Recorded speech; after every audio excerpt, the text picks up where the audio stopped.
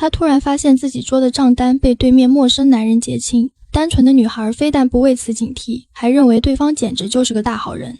Can't you tell when somebody's hitting on you? Oh, so what if he was? 尽管闺蜜劝她小心，但她还是无所顾忌接受了男人跳舞的邀请。趁着闺蜜去厕所的功夫，男人故意将女孩晃晕，他像一位老练的猎手，又以帮她透气为由，将女孩轻松带离了酒吧。直到周遭空无一人，男人才开始显露他的野心。塞尔玛终于察觉到了危险，他想要离开，却早已无法脱身。Let me go. I mean, I'm married. Come on. That's okay. I'm married too. I don't feel good. I've been sick. Oh. Listen, I said I'm not gonna hurt you. Oh, let's stop it, please. Please. Hey. 男人完全没了先前的绅士，不仅粗暴地将她控制，嘴里还不断叫骂。即便闺蜜赶到，也没让她停下暴行，直到被真理抵住了后脑，塞尔玛才终于脱离险境。All right, hey, just calm down. We're just having a little fun, that's all. Looks like you got a real fucked up idea of fun. In the future, when a woman's crying like that, she isn't having any fun. 闺蜜满眼愤恨，恨不得活剥了男人。可现在她得带着女孩赶紧离开，但男人并不打算就此罢休，满嘴污秽地侮辱二人。What did you say? I said suck my cock. 闺蜜没有丝毫犹豫，亲手了结了伤害塞尔玛的畜生。二人立即开车飞速逃离了这个是非之地。望着手中余温未散的枪，路易斯大脑一片空白，而开车的塞尔玛则神情慌张。他提议赶紧去报警。Tell him what, Thelma? Just what do you think we should tell him, huh? That he was raping me. Just about 100 goddamn people saw you dancing cheek to cheek with him all night. Who's gonna believe that? That we don't live in that kind of a world, Thelma. God damn it, pull over. 路易斯似乎被过去的痛苦回忆折磨，控制不住的下车呕吐起来。等他缓过劲儿来，扭头看见闺蜜凌乱的模样，路易斯立马又强撑着恢复冷静。他轻轻帮她擦拭着鼻血，安慰对方不必太过担心，自己会想好一切解决方法。他们开了很久，才赶在一家加油站稍作停歇。虽然已经凌晨4点，但塞尔玛还是试着联系丈夫寻求帮助。可是电话那头，自己离家前精心准备的饭菜仍然保持着原样。显然，丈夫趁着她出门又是一夜未归。塞尔玛怎么也没想到，自己会被迫踏上一条不归路。而就在这天前，她还只是一个全职主妇。塞尔玛的感情生活就只有丈夫一人，对男人了解的太少，所以在面对陌生人的突然示好，她会觉得这是善意的交友行为。而在家里，她时刻都得注意丈夫的情绪，对方只要一抬手，她就得立刻上去整理配饰。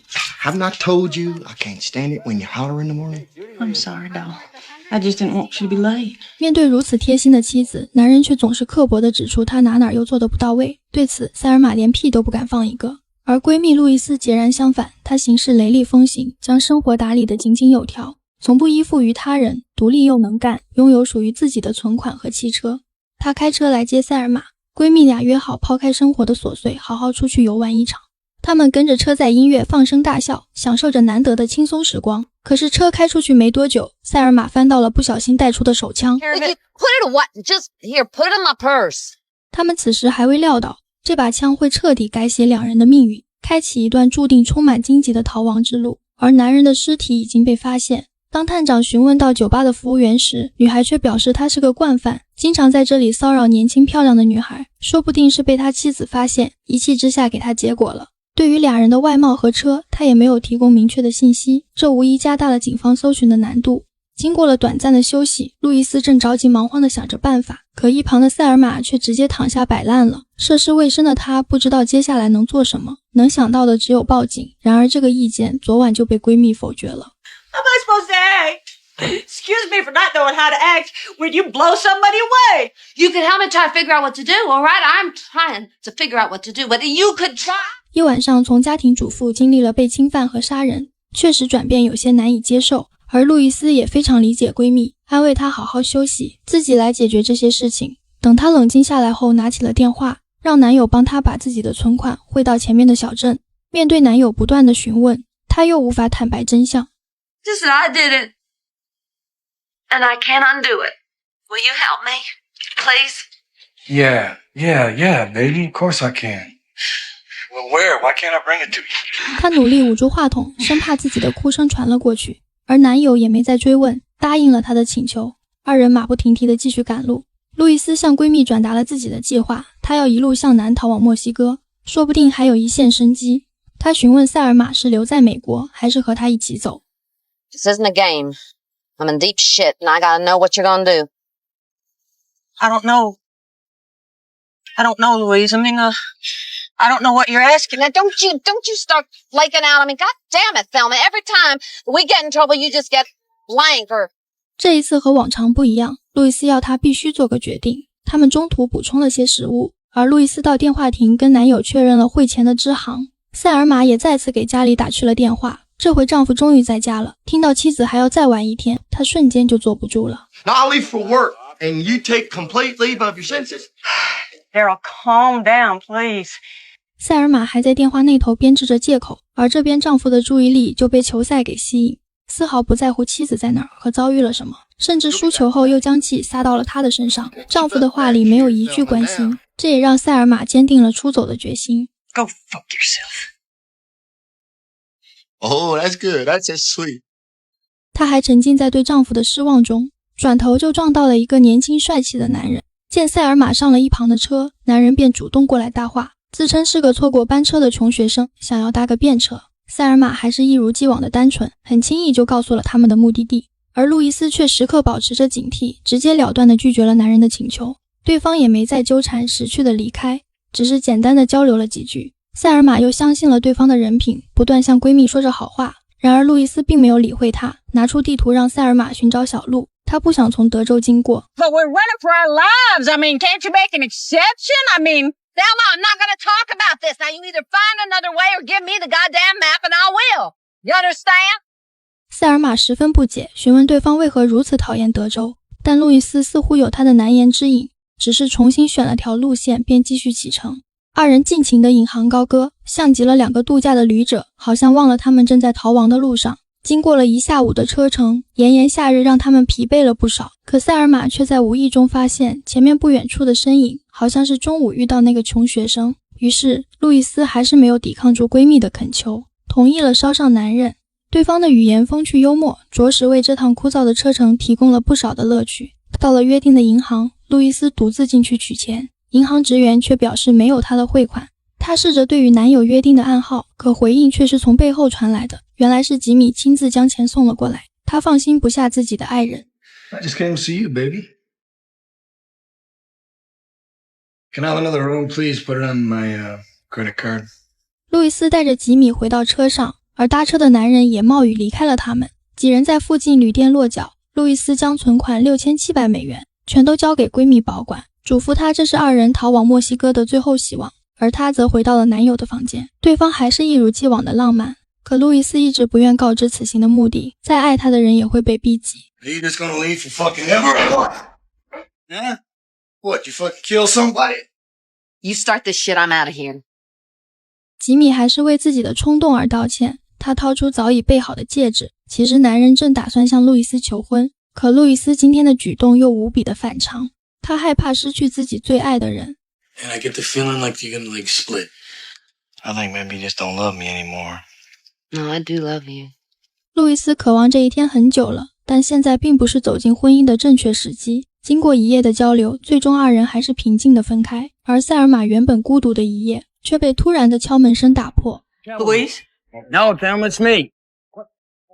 Right. 男人折返回来，表示自己走投无路了，而塞尔玛却丝毫不长记性，善良地收留了对方。两人像是遇上灵魂伴侣，聊得很是投机。男人也打算真心换真心，坦白自己叫乔迪，并不是一个穷学生，而是一个刚刚改造完出狱的劫匪。可塞尔玛却没有害怕，反倒对他的经历十分感兴趣，强烈要求对方展示一下。乔迪也实在难以推辞，起身向他展示起来。 Ladies, gentlemen, let's see who wins the prize for keeping their cool. Simon says, everybody down on the floor. Now, nobody loses their head, then nobody loses their head. Take that cash, you put it in that bag right there. If not, well, you got a tag on your toe. You decide. 男人声情并茂地传授着自己的经验，而塞尔玛却看得津津有味，还夸赞对方的行为特别绅士，他被这股魅力所折服。两人也度过了一个难忘的夜晚。第二天，路易斯在看到他时，塞尔玛翘起的嘴角简直都压不住了。可路易斯却意识到情况不对。 Tell me you left him alone in the room? Where's the money? Oh my God, Thelma, where's the money? 他们立马赶回旅店，然而一片狼藉的房间瞬间就让二人崩溃。塞尔玛还痛骂着乔迪的欺骗，而路易斯则已经陷入绝望。Louise, it's okay. It's okay. No, Thelma, it's not okay. It's definitely not okay. None of this is okay. What am I gonna do for money? Huh? 路易斯是彻底没招了，这笔钱是他活命的最后希望。他不敢想象自己还有怎样的方式逃出美国，但多次经历教训的塞尔玛却格外冷静。她让闺蜜别担心，自己会解决眼前的问题。他们来到一个荒无人烟的小镇，塞尔玛转身离开，留下生无可恋的路易斯独自思考人生。没有了活下去的希望，连手里的烟也觉得索然无味。这时他发现有人盯着自己，屋里的老太太向他投来一个微笑，他不好意思的掩面，身后却传来了急促的呐喊。塞尔玛丢的6700变成了学费，他学着乔迪的样子抢劫了路边的便利店。 Now you get down too? Yes, sir. Ladies and gentlemen, I want to thank you all for your cooperation. Now stay down on the floor till I'm gone. Have a good day.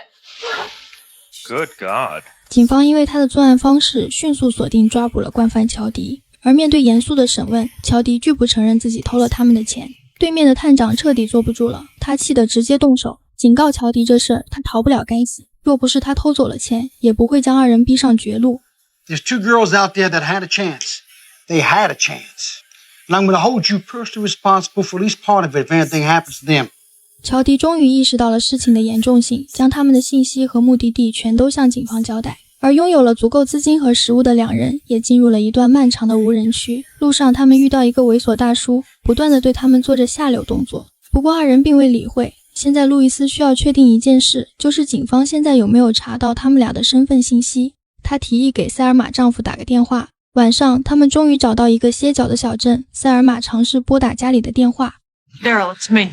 Thelma, hello. 只是一句简单的打招呼，他就立马确认家里已经被警方控制。而这边警察也搞不清楚，男人如此温柔的态度为何会被妻子识破。过了一会儿，电话铃再次响起，原来是路易斯打来的。他们想试探一下警方掌握了多少信息。探长接过电话，劝他们回头是岸。 I want you to know, neither one of you are charged with murder yet. You're just still wanted for questioning.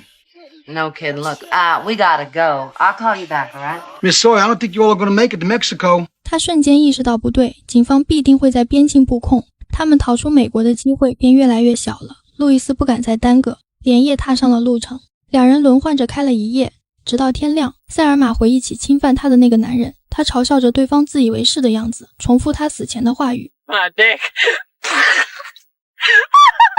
Thelma, it's not funny. 塞尔玛后知后觉，闺蜜一直是个极其冷静的人，那时为何会冲动开枪？还有她宁愿绕路也不肯经过德州，于是便将两件事联系到了一起。 I mean, that's what happened, isn't it? Yeah. You was raped.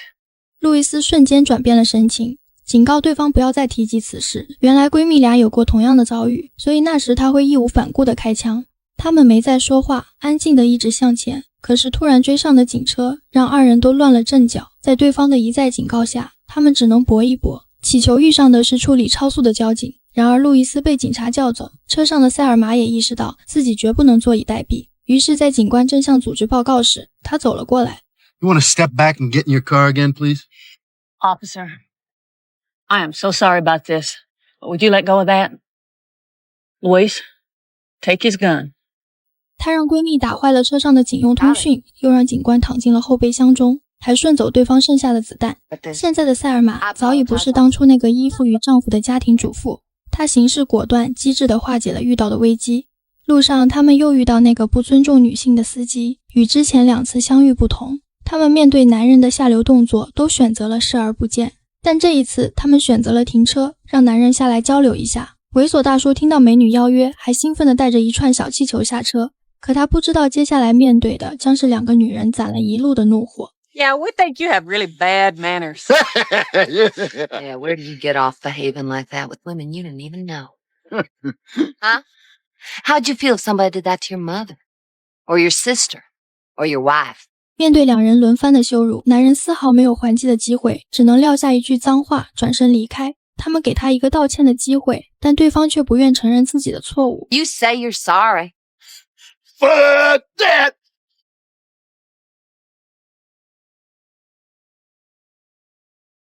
You say you're sorry, or I'm gonna make you fucking sorry. Fuck you! 2次机会都没把握住，路易斯调转枪口，一枪一个轮胎。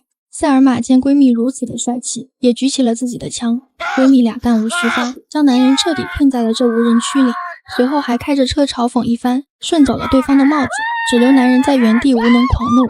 他们穿过滚滚浓烟，驶向了最后一段逃亡之路。可是对于男人的报复，同时也吸引了警方的注意。他们锁定了2人的位置，调用了大批警力对他们实施抓捕。路易斯临危不惧，沉着冷静地甩掉了一辆又一辆警车，但是始终摆脱不掉警方的围追堵截。在经历了漫长的追逐后，前方出现一个低矮的桥洞，简直如有神助。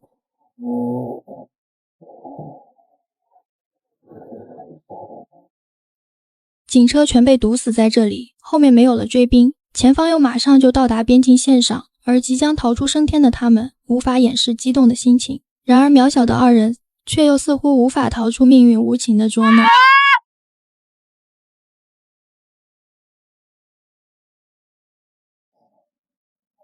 汽车惊险地停在万丈悬崖之上，而前方缓缓升起的直升机更是让他们心如死灰。路易斯尝试后退逃跑，但后方也被警车围得水泄不通。 Oh my God. All this for us.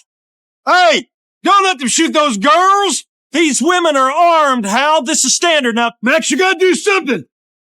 How many times, Max? How many times did we get being fucked over? 探长还想为他们争取一下，可是长官才不管这些，他只知道这是2个持枪的恐怖分子。探长这下也无能为力，而与此同时，车上的2人也做出了最后的决定。 Let's keep going. What do you mean? Go.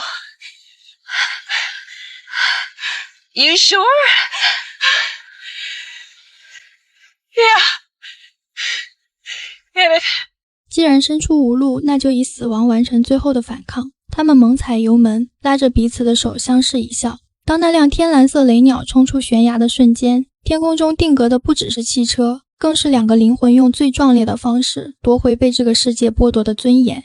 塞尔玛这个被视作不完美受害者的女人，她天真轻信，缺乏主见，甚至不长教训，但也恰恰映照出社会对女性苛责的荒谬。为什么受害者必须完美无瑕才值得被同情？从需要被保护的洋娃娃到冷静抢劫便利店，再到最后同路易斯做出那个石破天惊的决定，塞尔玛的蜕变是整部电影最震撼的弧光。